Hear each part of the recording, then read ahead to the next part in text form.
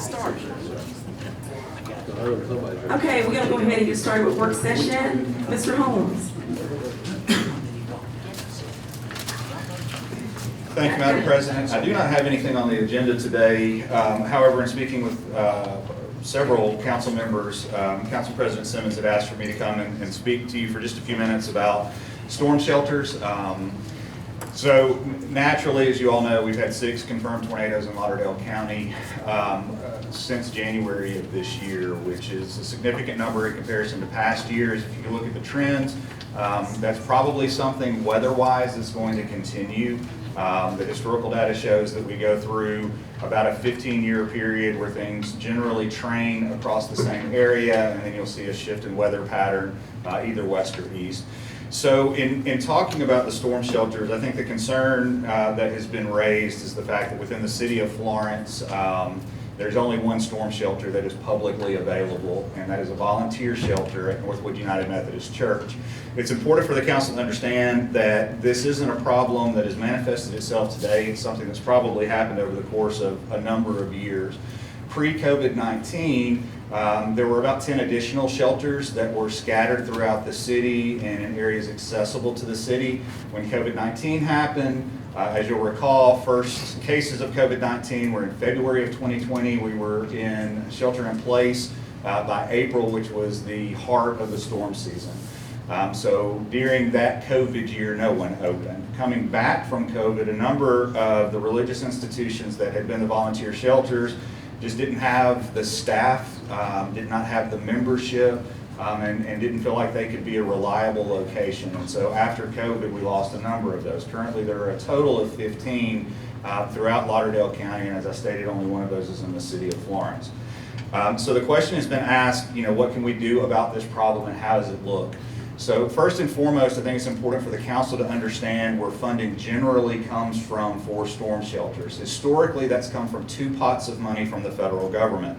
The first is the Hazard Mitigation Grant Program. That grant program only manifests itself when a declared disaster, federally declared disaster, happens within an area. So for instance, in the state of Alabama, it's been about 3 years since there was a federally declared disaster, and that was for Central and South Alabama. Mr. Holmes, when that happens, does that grant apply to just the area that's considered that, or is it the state in its entirety? It's for the counties that are included in that federal declaration. Thank you. The second pot of money is what's called the BRIC grant, which is the Building Resilient Infrastructure and Communities grant. That grant typically has about $1 billion in federal resources that are allocated to projects throughout the country with the intent to make a more robust community that can withstand any of these types of natural disasters. 2 weeks ago, we received notification from the federal government that the BRIC grant had been canceled indefinitely, and that any recipients from the 2024 cycle of the BRIC grant were to return their money to the federal government immediately. We are not a BRIC, currently we are not a BRIC grant recipient, so there is no money due back to the federal government. The second part of that on anyone who had a project ongoing is that the funding stopped. So for instance, the town of Vernon, Alabama just spent about $220,000 to put a storm shelter in their community. They have built the storm shelter, they have paid the contractor, they were in the process of filing paperwork for the reimbursement from the federal government, and at this point they've been denied. Now, there's a number of lawsuits that have been filed nationwide, but we really don't know what that's going to look like or if the BRIC grant is ever going to come back into its existence in its current form or in any other form. I think which brings us to the conversation today. So with that in mind, I think the community has one of 2 options. The first is to reapproach the volunteer institutions that were previously part of the program and any that have stepped forward.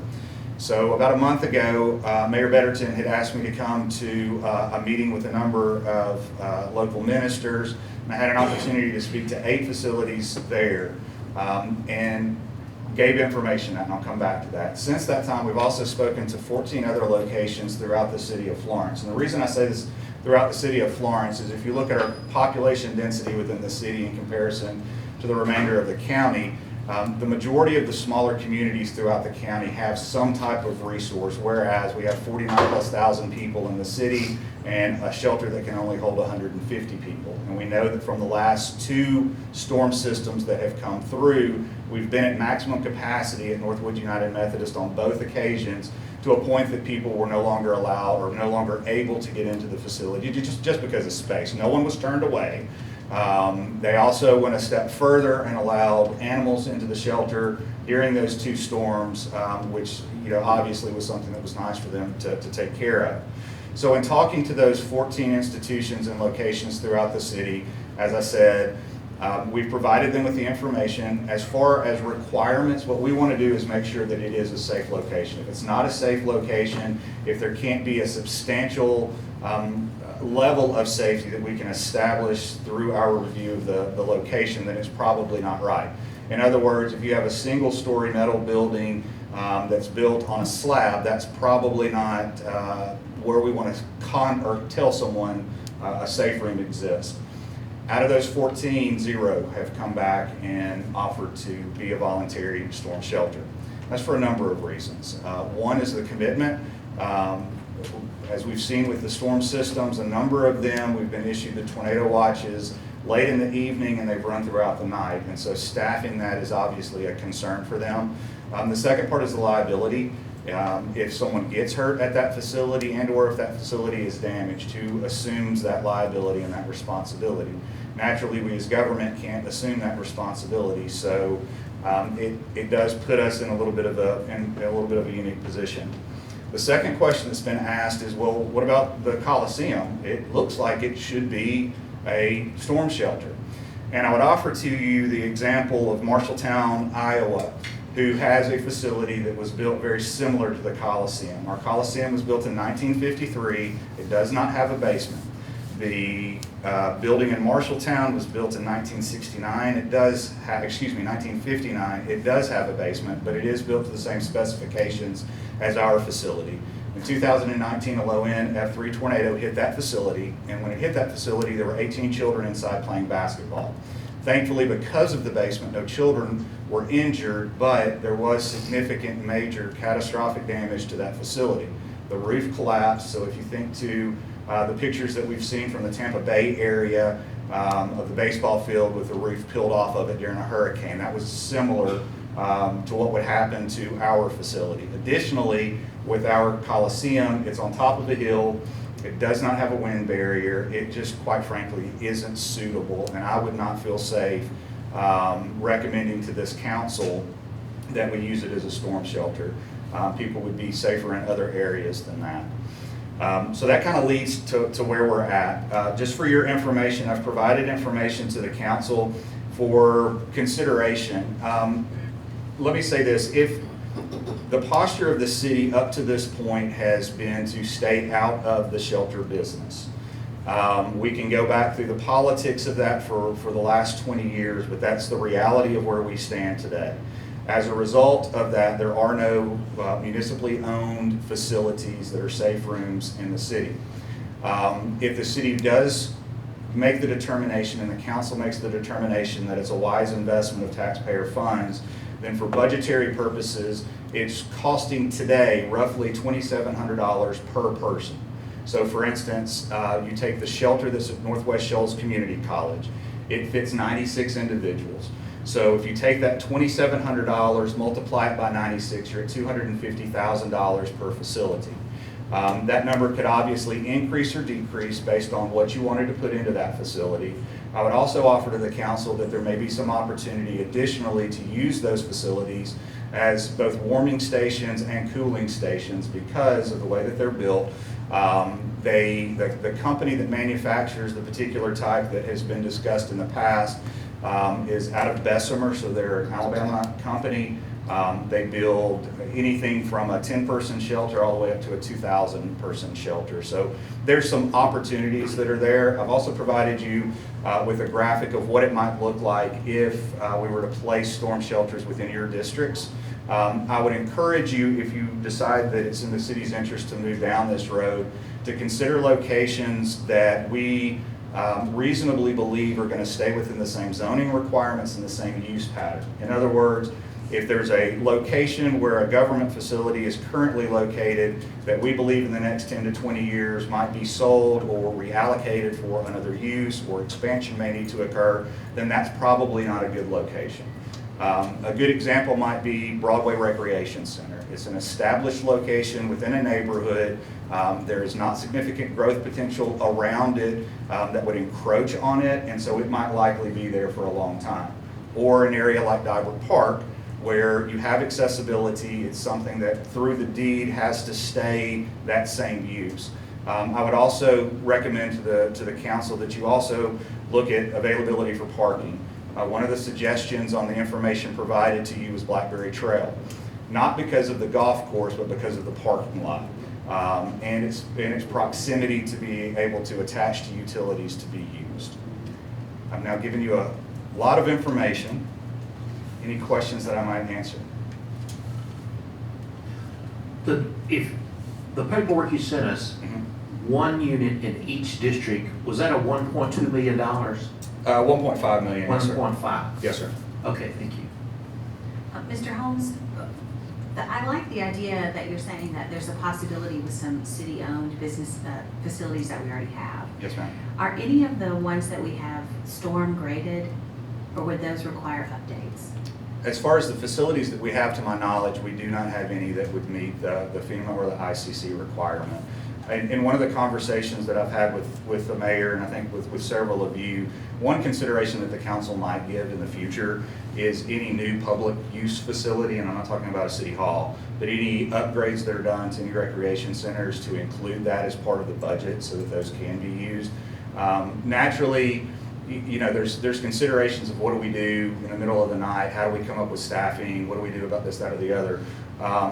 The advantage to considering independent storm shelters is that I can put them on an automatic unlock system to where I have the ability from the 911 and EMA center to unlock those facilities.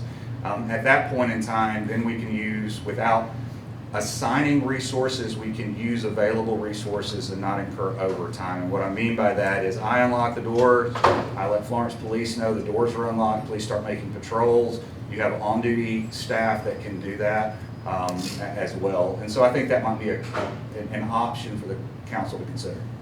Thank you. Yes, And I ma'am. apologize for having to step out. I No worries. had Yes, ma'am. an important phone call. Thank you. Brad, I have 3 questions. Yes, sir. One, you know, the max number you gave us was 11 at 96. That's 1,056 people. Mhm. Do you have any idea prior to COVID how many, what the head count that we could hold at these volunteer facilities for comparison? No, sir, I don't have that number. I will try to get that number. Okay. And speaking with the manufacturer of these facilities, do they consider them to be pet friendly if council chose to do so? Yes, sir. They are pet friendly? Yes, sir. And my final question, I know Colbert County has several of these styles. I would like to find out about overcrowding, if they're turning folks away before making, I think it's a fabulous idea, and I think if we can, we owe it to the community to do this. Yes, sir. But, you know, if we've got demand of 2,500 and we can only do 1,096, that's gonna be a major problem. So I would like to get it right if we do it, and get it right the first time. Yes, sir. That's all I've got. Anyone else have any questions? Let me ask, Brad, my question would be is, you know, we've talked several times about these issues. I guess I wasn't aware that people actually show up, you know, to a shelter. So what you're saying at Northwood, which I know very well, Yes. It was completely filled. Yeah, and I think there's 2 factors that are kind of at play here. Number one, your EMA office is much more outwardly facing, so we push a lot more information now. And I would hope that the community is starting to recognize that as we as a government entity push information, that it's accurate information, it's timely information, and it's correct. We're obviously doing that on purpose so that we can protect folks. I mean, to be able to say at this point that we've had 6 tornadoes and 0 injuries is absolutely remarkable.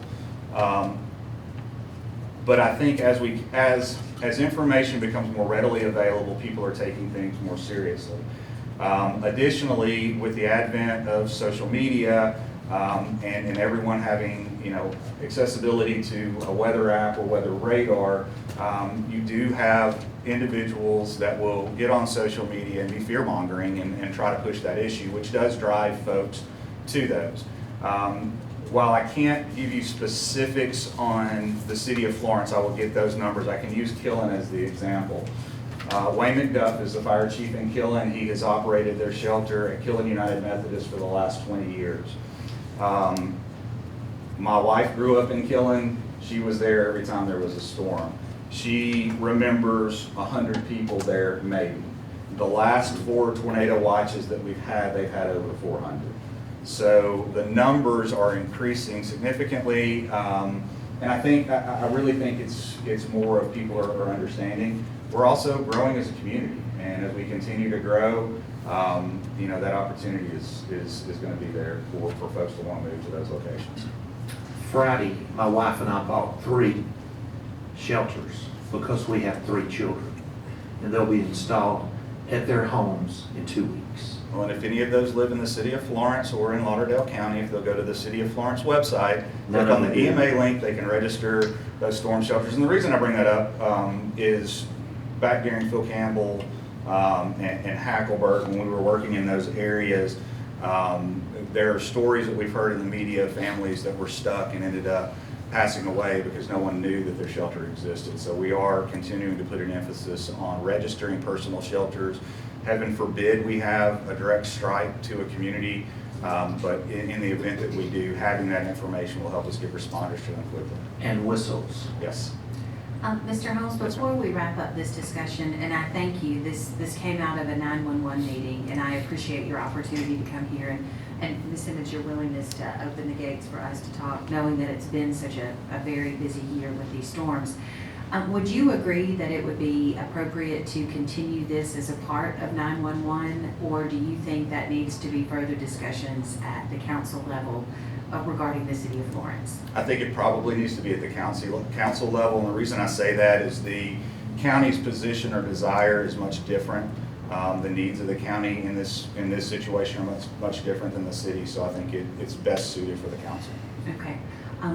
If Ms. Simmons will allow, as council president, I will spend some time visiting with you, maybe about the potential for an ad hoc committee to assist you with this. Yes, ma'am. That's it. All right, thank you. I appreciate you. Thank you for bringing this. Yes, sir. Brian?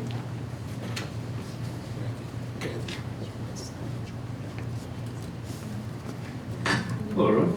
Just have a small change order today. This was from an estimate and contract that we had with Shoals MPE at Pope's Tavern Museum to replace one of the utility lines in the back there. It ended up being $153.76 more than the original estimate, and this was due to they encountered some pipes underground, private lines that they did not realize were there, and they fixed those once they found them. So we're in working order now, but it did cost a little bit more in terms of labor.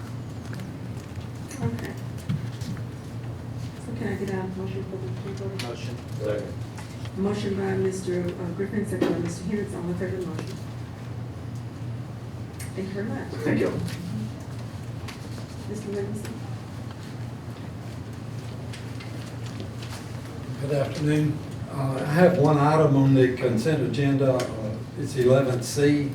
It's a resolution to approve payment of the invoice for repairs, emergency repairs to our energy management system here in City Hall building to Train Incorporated. The cost is $1,860, and it's to be paid from our building maintenance funds. What happened, Gary? We had a short in our management system in the UPC and binary connection that they had to repair. We lost heat to the first floor. Thank you. Do you have any questions, additional questions for him? No? All right. Thank you. Chief? Yeah, he's good. Oh, that's right. Chief Holmes. Okay. Mr. Jordan.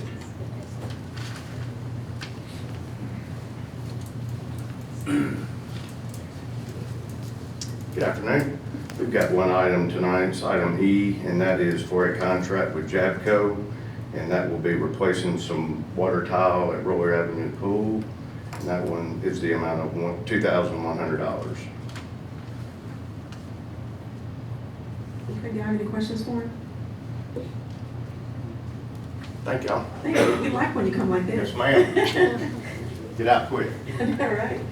Mr. Cole.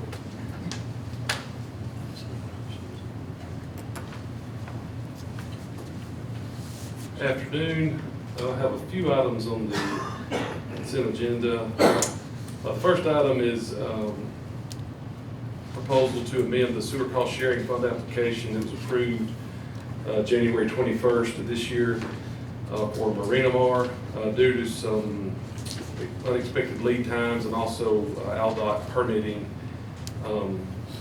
Mr. Brown has requested that we reflect the start date of this project as May 1st, 2025 instead of the original date, because we basically give him 1 year to complete the project. And so he had some lead times that he was not expecting, and also the ALDOT permit. Is that the only change, Tab?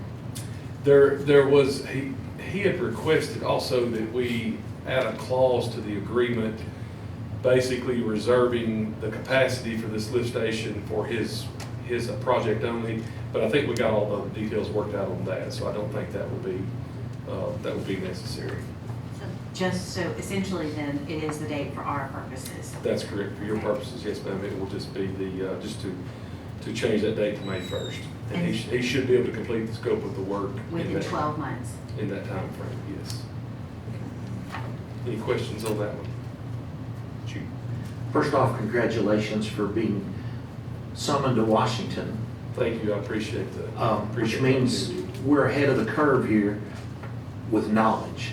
Second, I saw on a Facebook post today, so consider that, Mhm. of a class action suit Mhm. against 3M in Montesano, Correct. who are just up the river from us, and any PFAS we have came from them.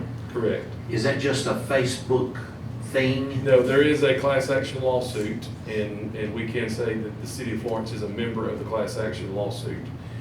We're nearing settlement on that. Of course, Mr. Musgrove can elaborate on that much further than I can, but we are nearing completion with that. So we are hoping to see some results from that will aid us in this remediation process that we're gonna have to go through. There was a big number attached to that. Yes, yes, sir. And I mentioned it to you last week, Mhm. and then just in research, I was able to find that. That's good news. It is good news, yes, sir, that's correct. That Thank will you. definitely aid us. Although I don't expect it to be near the amount that we will need, but It's it not gonna will. be $100 million. Correct, but it will aid, definitely help in that capacity, sure. Okay, thank you. That's really good news. That is, it's good news. The second item I have is a quote for $5,775 from Barnett Plumbing. This is to relocate a drain at Rickwood Road. And also, it's to correct some issues that we're having with our wash bay. This will get the plumbing to the lift station where we can appropriately treat it in the lift, to the wastewater treatment facility. So $5,775 for Barnett to perform that scope of work. And that is separate from the work going on at Rickwood Road itself from ALDOT. That is correct, yes, ma'am. This will be on our city's private property, if that makes sense. Any questions on that one? And then the last one I have was an emergency. We just received this information at the end of the week last week, so didn't have the opportunity, being in DC and everything that was going on, just had the opportunity to put this together yesterday. But if you will remember, you guys approved a contract with Crom, I think it was at the last council meeting or maybe the meeting before, for $5,700 for the divers to go into the clear well at Cypress Creek Water Treatment Plant and decide what was wrong with the clear well itself. We got those results. They sent us this quote for $19,730, They've identified 2 areas in the clear well that is leaking. So that means the potable water that we're producing can escape, but also it means that groundwater, when we have flooding and other things of that nature, can also infiltrate the clean drinking water. So this is an issue that is of the utmost importance. We need to try to resolve this as soon as possible. The reason I requested it be placed tonight is in such a quick fashion is because they are actually still relatively close to us on site, and we can get them to start performing this work as early as next week. To make the repairs. To make the repairs. And so, to my understanding, they're gonna cut a 3-foot by 6 foot or 3-foot by 9 foot section out on both areas that have been identified, and they're gonna do some cement repair and some sealing and that sort of thing to get this taken care of. Another reason that it's such time is of the essence is we are entering the time of year where consumption and demand for water goes up drastically, and to perform this work, the clear well, the plant will have to be down, and we would be relying strictly on Wilson Lake.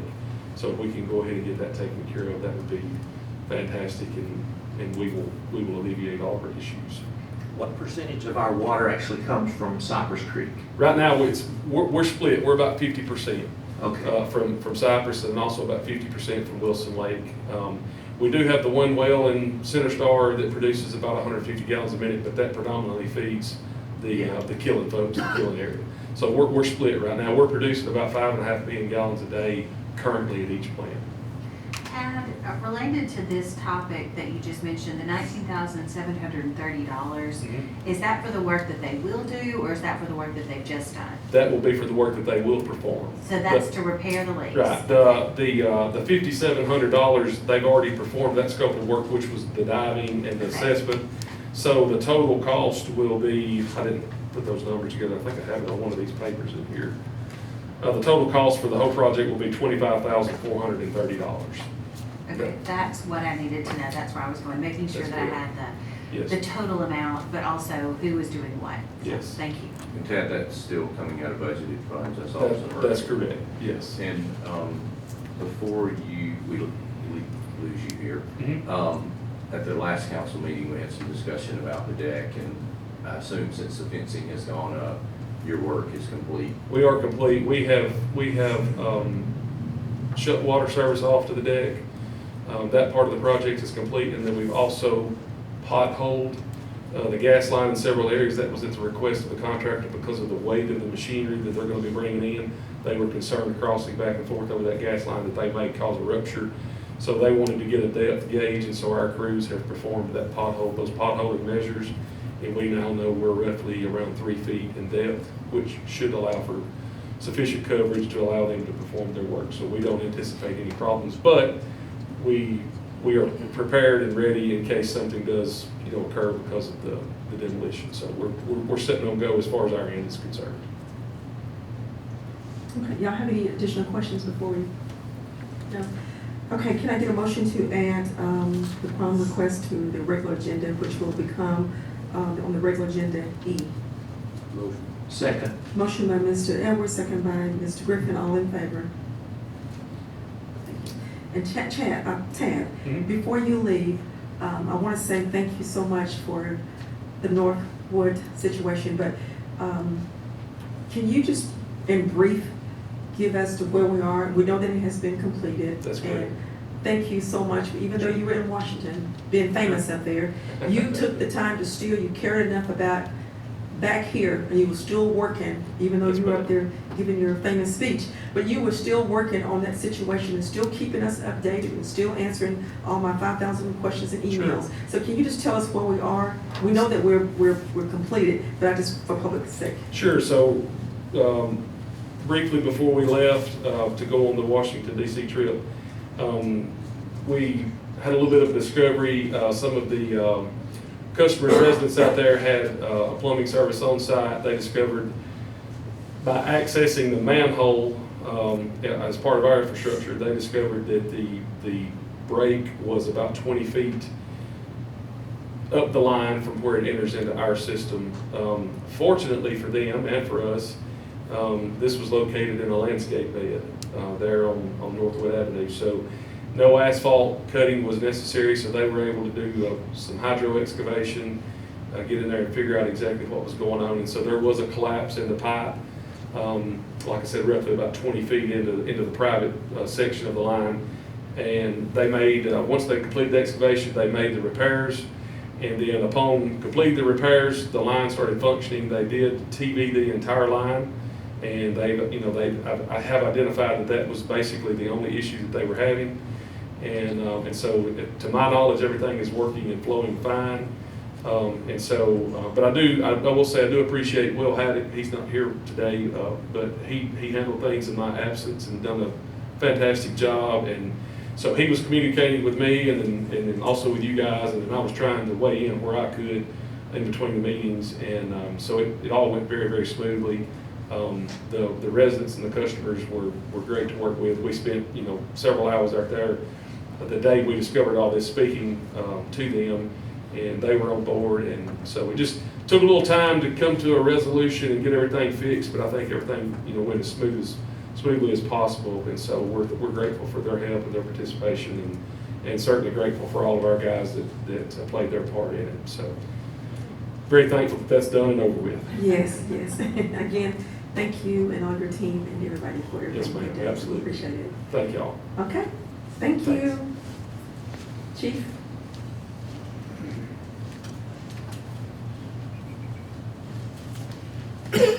Good afternoon. I have one item to present to you and then one piece of information I'd like to share at the end, just for information purposes. But I have on the consent agenda item W. This is a resolution to approve authorization to submit an application to apply for grant funds in the amount of $10,800 through the Resource Conservation and Development, otherwise known as RC&D, program to be used to provide advanced EMT training for 6 of our members of the department. As you know, a couple years ago, we started sending some personnel in small groups to the training, and this grant is out there and it qualifies for this type of category, and I'd like to catch another group if you all approve and we are awarded. This is a non-matching grant, and it is on a reimbursement basis. If we're awarded, we would expend the funds and they would reimburse us for the grant. Does your team travel or do they come here? It would be here. We would host the class at our facility. Yeah, we have a instructor that teaches a class that lives in Franklin County, and he comes here to our facility and we host it. How many EMT trained do you have now?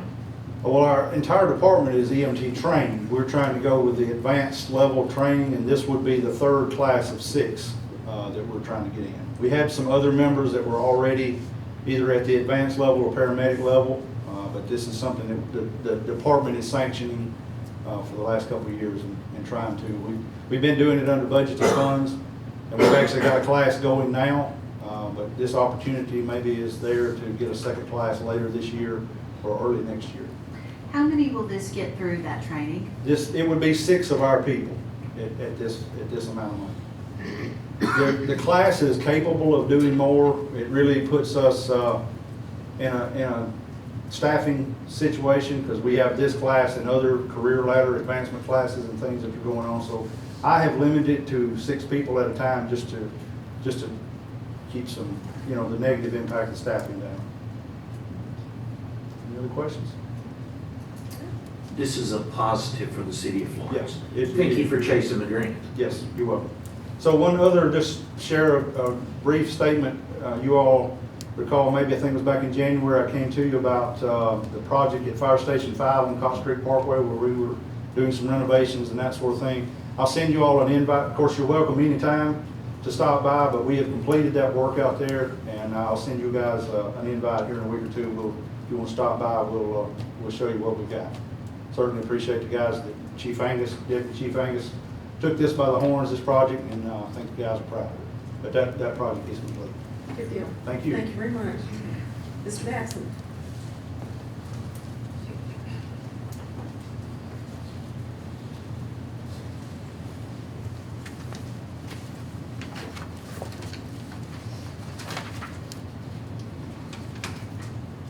I have 4 items. The 3 of them are related to one project, and that's the Hilton Drive Bradshaw Drive project that we're going to be doing. And the first one, actually, there's two groups of attorneys that are, I guess they split the work, and because they work for the same people for HUD. But it involves a payment of invoice to Peasley and Dewberry. And their attorneys, they provide legal services, and basically their focus was on the sidewalk portion of it and a particular track 2. And the second attorney was Kennerly, Montgomery, and Finley. And they're also connected with HUD. Now, the fee for the first one was $1,500, and the fee for the second attorney, Kennerly, Montgomery, and Finley, it's for $1,000. Any questions? You said the other one was track 2, that was 1,500. What is this track 3 for Kennerly, Montgomery, and Finley? No, that was just what I had in my notes for, Okay. What Peasley and Dewberry focused on versus what the other attorney group focused on. And their focus was primarily on the tenants, for the apartment homes and everything. But anyway, the client, he used, both of these attorneys to do the work. And of course, Stewart Title did the title work, and the cost for that was $758. And these are TAP grants. We get 80% reimbursement after the fact. Yes, ma'am. Okay, just, And final item is the paving program, and this year's paving program, it's $3,525,237. And Rogers Group is a contractor. you released that list to us, and we then have, all the council members know where their districts are affected by this. So that did not go through Public Works. Now, Could you define a 10? Roads are graded 1 to 10. Could you define a 10? well, the guys that have been doing that, and I'll be candid, I don't interfere with them because, David Lundy's been doing this for about 30 years. And Rodney, he worked for the state, and he had a different perspective, but both of them have been doing it for a long time now. And, their focus is on just picking the worst streets. Now, 10s, we go all the way to 10s, and there was, I think it was either the last paving program or the one before it where we had a lot of 10s, and we've been kind of working that down. And now, some of the other ones, after we have eliminated most of the 10s, there's additional 10s. But, we're hoping that we could get into the 9s before too much longer, but, there will be a few of these that are the 9s. But, they go all the way down to, I don't know that they go below a 1 to a 1 or anything like that, but they will go to 4s or something like that. I had asked once previously, and you said that when the top paving has cracked away, and so you can see the paving underneath that would be a 10. Well, that depends on a lot of other factors. That's not just the only factor. And if I communicated that to you, Councilman, then I'm sorry. But last year, there was one that, and this is one of the toughest things that we have to deal with, but there was one particular street that came close, but by that point in time, we had reached our funding. And of course, this year, it was right at the top. So you know, we try to be diligent about making sure that we're getting the streets that are in worse condition, you know, done. Lakeside Highlands, I brought pictures to where the top layer of asphalt has washed away. And Todd came out after a safety meeting about 2 months ago. And he was actually there as soon as we finished the meeting to move a stop sign. And that hasn't been moved, and they painted the road, and now you can't see where they painted it. So is that typical 2 months is about a turnaround time? Councilman, I could check on that. That's Lakeside Highlands? Yes. Yeah, They came and painted the road, right. so they definitely, and they told me personally standing there, it was the worst intersection in the city of Florence. Well, if my guys told you that, I would back them up. Well, Broadway Street hasn't washed away, but I doubt you could go 10 feet without a pothole. So, That seems to be the norm all over town, so how are we gonna come to that conclusion and fix that? Potholes are all in everybody's neighborhoods, all on the streets. I know even with all this construction going down, Tennessee, no, Tennessee right there, you make that turn at the detour. I mean, it's just horrible. And I know what you San 10 is, but people that are driving on these, feels like they some 15s. So, I mean, Yeah. we gotta find a way to, fix these and not all the patching, because to me, the patching, no disrespect to you, Mr. Coons, you guys do great, but when you put that, I call it black gravel. It's just as big and tall, and still, you're just as lumpity and bumpity. Until it Yeah, wears but- itself, smooth itself out. And I know they're not always pleasant, Not at to all. the eye or anything like that. Well, I don't care about the eye, it's the drive. Well, it's an alternative we have, when we get all the top streets done, but there's still problems with other streets.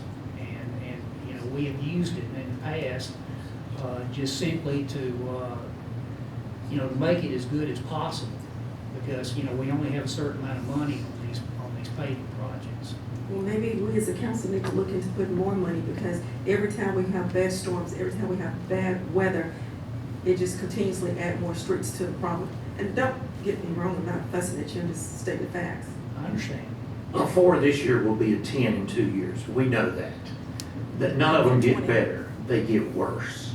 So, Mr. Batson, to what Ms. Simmons just said, I think the root of the issue here is, and I'm guilty because I'm on the finance committee, we're just not committing enough funding to paving.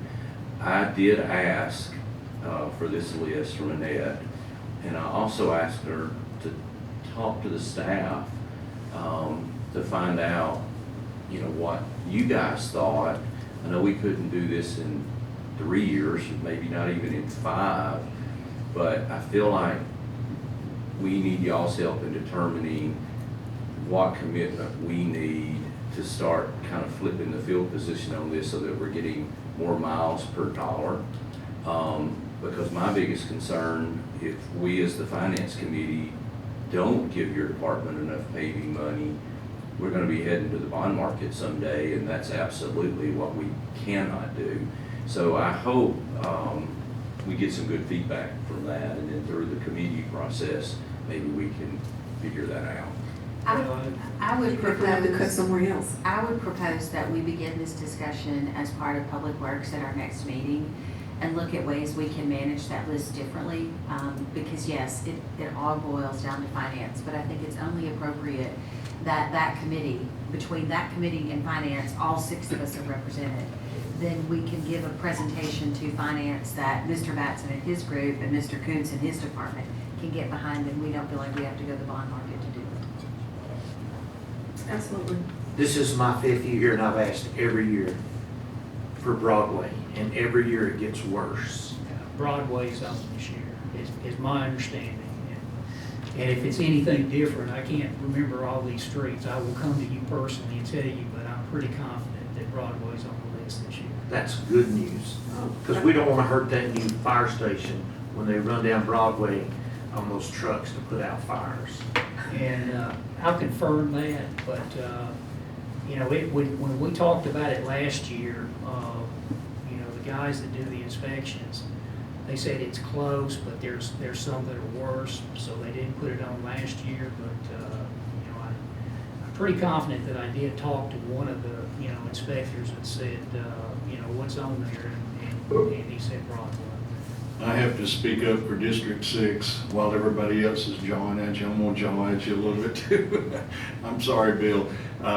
We got two roads, both named Gresham. And, you know, we know the story about the longer Gresham Road, but the one Gresham that cuts behind Burger King off of Cox Creek Parkway is almost impassable. And that's not an exaggeration. You have to literally, if no car is coming in the other lane, get in the other lane to avoid the lane you're in. You do know the road I'm talking about. It goes behind Burger King and the daycare center. Once you pass Mars Hill, if you're going west, and you go down and take a left, it's also called Gresham. It's between Helton and Cox Creek. Right. It's become like the other Gresham. It's a cut through. It's become to avoid, people are avoiding the traffic light and sitting in the traffic line. So it catches so much traffic now to go around. So literally, it's almost impassable. It's right number now. one on the list. Is it really? Yeah. Well, how about that? There we go. So- My comment, No, go ahead. back, talking about the bond market, if I understand correctly, several years ago, a council voted to go to the bond market and pave a bunch of streets. And because of that, we had to make the payment, pay it off, and so the money to keep the streets upgraded couldn't happen because there wasn't any money because it was paying off the bond market. So there were several years, if I'm not mistaken, there was no paving that put us behind. And then we started pumping in $2.5 million to try to catch it up, and this year we got $3.5 million. And as long as we have weather in the wintertime, we got rain and then ice and stuff, and it freezes on these roads, you're gonna have potholes. It just pops it. If I'm not mistaken, is that not correct? It's gonna pop the asphalt, and then we got It's not problems. gonna last forever, but, And what do? I mean, you just can't keep pumping millions of dollars. I mean, we don't have it to do. I mean, if we did, let's pave all we can. And I think we're paving all we can. And your guys are cruising the streets and looking at what's the worst ones to do. And if y'all are the experts on it, I mean, sure, I like to have my streets paved, but, you know, there's other streets that's in more need than. Councilman, I'm glad you brought that up. What you said previously, because the idea going on the bond market, you know, there were repercussions to it. Because, we did a lot of paving that year, and I want to say we spent, I don't know whether it was 9 million. About 10, if I recall, and this was before my time. And, this is back when we were doing, paving projects that might be, 1.5 million. But it put us, because there were so many years afterwards, it really put us behind. And when we started doing them again, they were in worse shape. So, I would say that, whatever funding you decide on, it needs to be every year. Well, that's what we got back to doing. Right. Trying to do it every year, so hats off to you guys. Thank you, Mr. Batson. Can I ask you one last question? We talked about, you had the 3 items on the TAP grant for Bradshaw Drive. Has that project been let now? Well, I mean, it's pretty close. Mayor,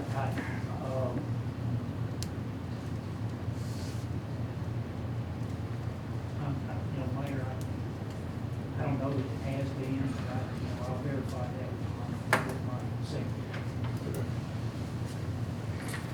I checked the list and Broadway's not on there, but I'm sure it was just an omission. And Mr. I'm glad you did, because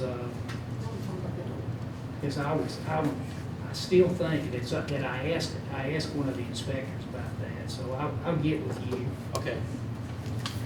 Thank you. Ms. Mary? Good afternoon, all. I was gonna add to something Brad said about the storms that we've had. We've actually had the total number of outages that we had the whole year of 2024, we've already met as of this past weekend.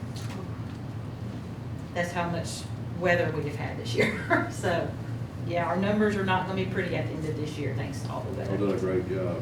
Keep it I up. appreciate that. So, I have a couple items on the agenda. The first one is item H, is a contract with Millsoft Utility Solutions. This is the software that we use for our outage management, our dispatch software. And we're gonna bring them in for 3 days to do some training with our engineers and dispatchers. That cost them $12,500. Any questions about that? Okay. Our next is a contract proposal for Horizon Point Consulting. This is the company that Melinda Morgan did a really good job researching to do a compensation analysis, and it's actually gonna be for water, gas, electric, for all utilities. And the cost is $8,400 for the compensation analysis, and they're also gonna do a benefit analysis for us for the cost of $5,000. Okay, I have a question there. I think Yes. that answers my question, that we talked about that in the Utilities Committee. Yes. Because originally it was not a compensation, Correct. so we have We have added added. that so that we're comparing apples to apples with other communities. You added Correct. benefits. We add the benefits. You added benefits. You were, Right. yeah, yeah. Thank you, Mary. Any other questions about that one? Mary, our document indicates $8,400 with the additional $250 per position.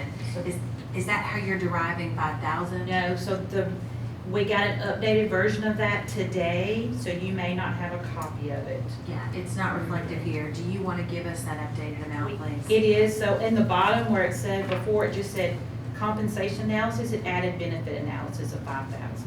So the total today would be 13,400. Mhm. Okay, that's what we need to know. Yes, yes. And then it could be additional, as you say, additional could be. To the 250 Yes. per person, should they be added above what we're Correct. requesting? Yes.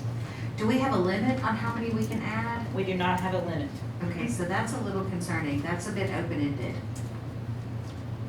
It's for 42 It's just positions, the, correct? Yeah.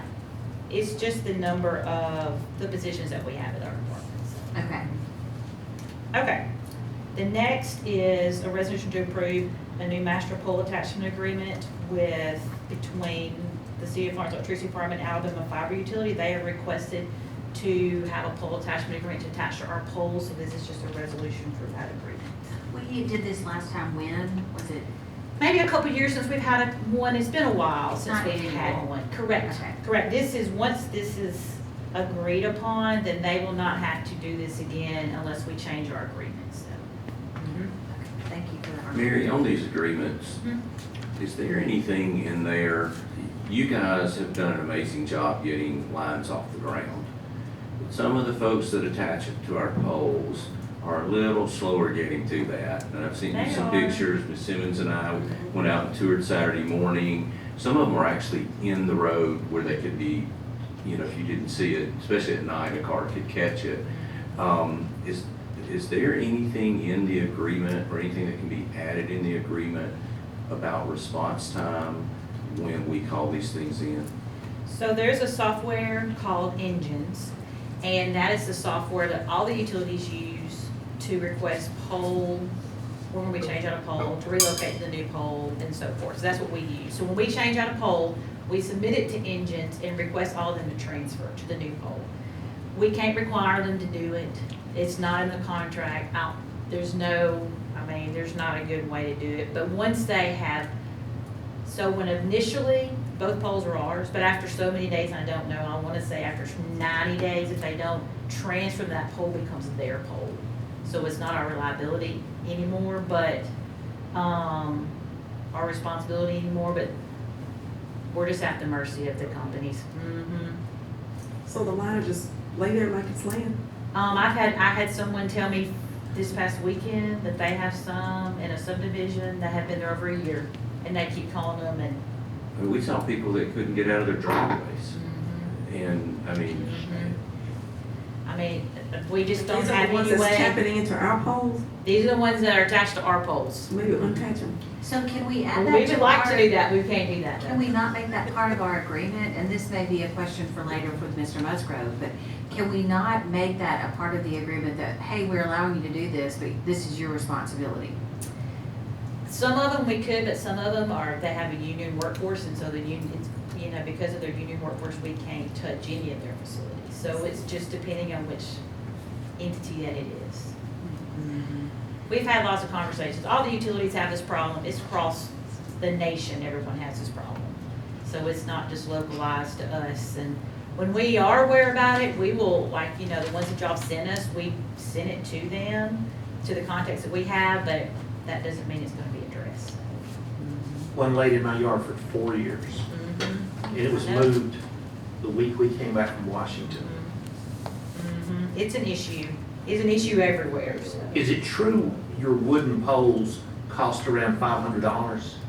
Are, depending on the size of wooden pole, but I have like a 40-foot class 3 is about $420 for just the pole itself.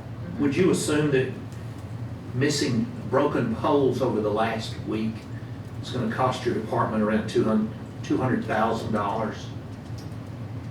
Well, actually, our estimate currently for this week's storm is about 1.2 million.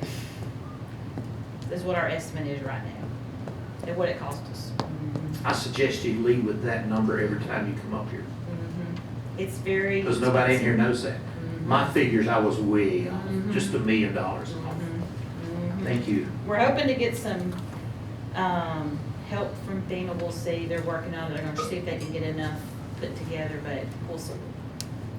Okay. Okay, the other two are, we put out to bid our tree trimming for the year. And we put out 6 projects, and these are the 2 entities that won those 2 low bids for these projects.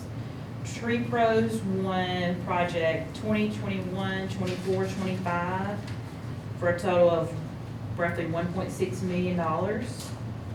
Lewis Tree Service won project 22, 23 for right at $160,000. So they would be the 2 entities trimming this year's tree maintenance. And when will you begin sharing where they're gonna be for residents to know? As soon as, probably 1st of May, I think we will. Okay. And we'll do the same as, we'll mail them postcards like we always do. Yeah, it's a pretty extensive thing, and this summer, with all the growth we've had, there could be some pushback, so. Mary, then I'm asking more questions than I normally do in a work Okay. session.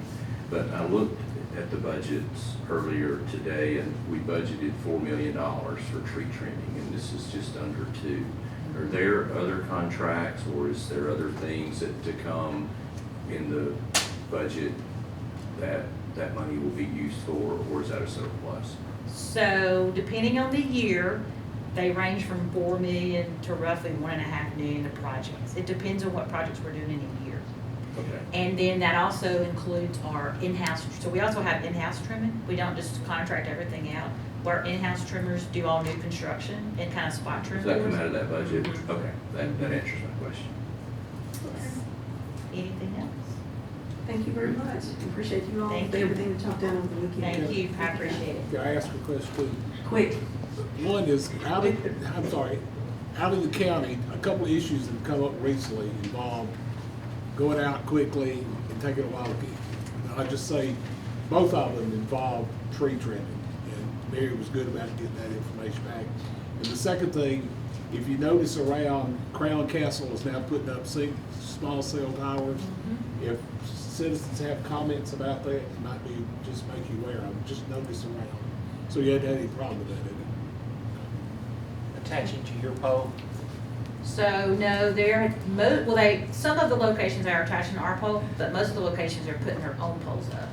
And we're just giving them service. Example, how to This is drive. those small cells. Yeah, there's a lot around the mall currently, so. Thank you. Thank you. David?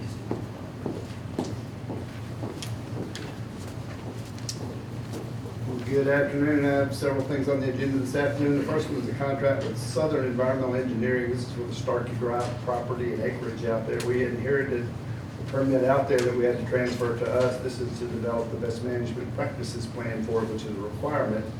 And so this is with these guys to do this for us. They are a Florence company. And then there'll be some changes coming up as we develop the rest of the property. We'll have to do another one of these for a different part. But on this one, that's the BMP plan. Any questions on that one for me? No, if there are, I'm sure you'll share it first at Public Works. Well, second item is Alabama Scale System. It's a contract to come out and do our annual service as required by the state. The reason we're doing this is they haven't changed their names. It's the same company that's been doing it, but they've just changed their name. So we'll have a blanket order contract coming up with them. Next item shows overhead door this is to put 2 doors in the new Starkey Drive property. One is for the central garage and one is for the street department. They're having to frame the building, so we could save a little money by getting them out there at the same time, doing these 2 together. So we can get fire trucks in that central garage area to work on, and the other one gets equipment in the back part of the building. Questions on that one? So you've got 2 different areas here that's going to be divvied up. Yeah. So a portion of it will be to the central garage, the other part to the street department, and they're Correct. both budgeted funds. Yes. Do I understand that Yeah. correctly? Okay. The next one is Langston Service Group. That is to move a unit from the Railroad Avenue that's practically new to the Starkey Drive property for the break room for them to cool, the break room where the guys take their breaks and have lunch and stuff. We're using a unit from Railroad Avenue to move it out there. Is it still warranted? I doubt it. I don't know. It depends on the warranty. Sometimes those vary on those units, but I'd have to check to see. Questions on that one? And then finally, the last one is item X. It's to create architects to provide a life safety plan. When you have a building greater than 5,000 square feet, the state requires you to have a life safety plan for it. Since we've moved into this building and are doing a different activity than what was done before, we have to have a new plan. So this is for them to come out there and do that part. Yes. All right, can I add one more thing? So I know it's campaign season, but we have a lot of signs that get on the right of way. The building department picks most of those up. Those now are being taken to Starkey Drive property, 4501. They're going off Industrial Way in the back. So they may be tree trimmer signs, they may be campaign signs, whatever. Either the street collects them or the building department collects most of them. They're being stored back there. So you can call the street department if you want to go through those sometime, or go out there and check, see what may be put back there. So a lot of times if they come up missing, that's maybe where they are. Okay, thank you. Thank you. Mr. Musgrove.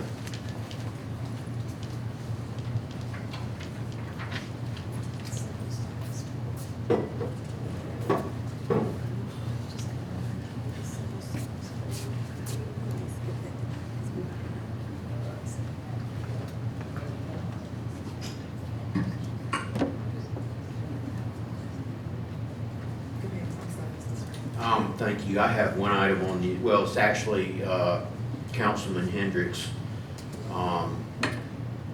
ordinance, but I listed myself as a co-sponsor so I could answer questions if he wanted me to. But just a brief explanation. I think everyone is aware this is an amendment to the city's noise ordinance.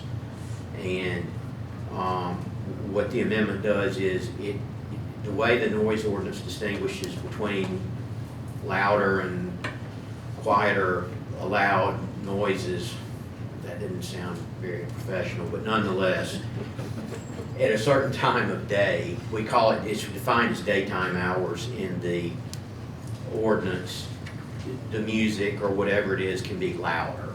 And in nighttime hours, the decibel range or level drops, and you have to be quieter. So all this ordinance is doing is it's extending the daytime hours for commercial establishments only to 10 o'clock on Friday and Saturday nights. And it does not change the 9 o'clock cap for daytime level noise in resident R1, R2, and R3 districts. And R1, of course, is traditional full-size lot neighborhoods. R2 districts are small lot residential, and R3 is multifamily residential, so, but all the other districts are included in this. So, is that, Yes, and I appreciate all the effort that you and some of the other departments work together to work this out so that we can get it done. Glad to do The it. police department will appreciate it as well because they've been somewhat hand-tied with some of this. so any questions? Do they actually measure the sound? They do. They have meters, handheld meters, and it's defined from where you measure it, and the level that you measure it from the property line. So the noise has to be over the decibel limit at the property line. You don't walk right up to the establishment. It has to be, because the purpose of it is to not disturb the surrounding properties. So, but yes, all that's defined in the city code. Thank you. Yes, sir. Any other questions? Thank you. Thank you. Mayor? I think I can make this quick. I have 11R, 11S, and 11T, and all of them are for appropriations. The first is $5,000 for the Shows Theater. The second is $5,000 for Shows Entrepreneurial Center, or SBI. And the third is for the annual WC Handy Festival to the Music Preservation Society for $20,000. Mayor, did all these people provide financials? Yes. I think they were required to this Yes. time. And the Finance Committee's review them. Okay, so everybody's doing what they're supposed to be doing with their money? Yes. Okay. I know one of these people got some negative press this week, so a little concerning. So, but anyway, if everything is checked out, then I'm happy with it. I can speak to that. Okay, that's fine. The next thing is, I know we've got Cheryl here. We've been working, Cheryl and I have been working together closely over the last few weeks. And I'm excited that we finally got this van ready to go. Some repairs were done to it. This is a van that they like driving. And folks at the street department, David worked with them and replaced tires and brakes and rotors and checked the oil and checked it out good, and it's in good shape. And I want to thank Jackie for his effort. It'll be lettered and a logo on it. I sent every one of you a picture of what that looks like. And are you pleased? Okay. So any questions to that? No, it looks good. Looks really good.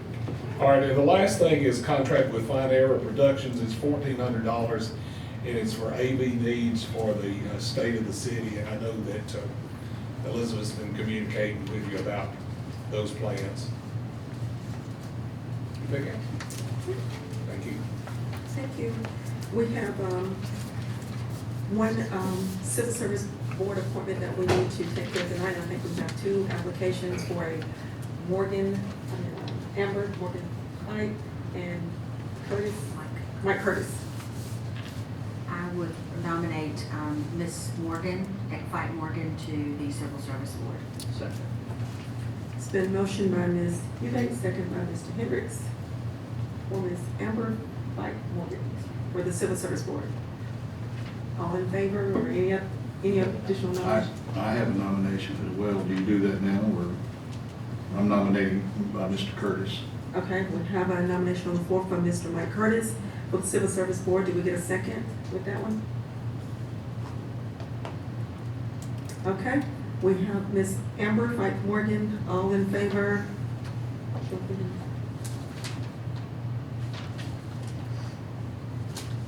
Any opposed? Okay, we got that, Kathy? Ms. Amber Fight Morgan. Are we doing any others? We'll catch them next time. Okay, and you do have some applications that, that she has given to us, so be sure y'all take a look at those, and so we will take care of those at the next council meeting. Be ready to make that point.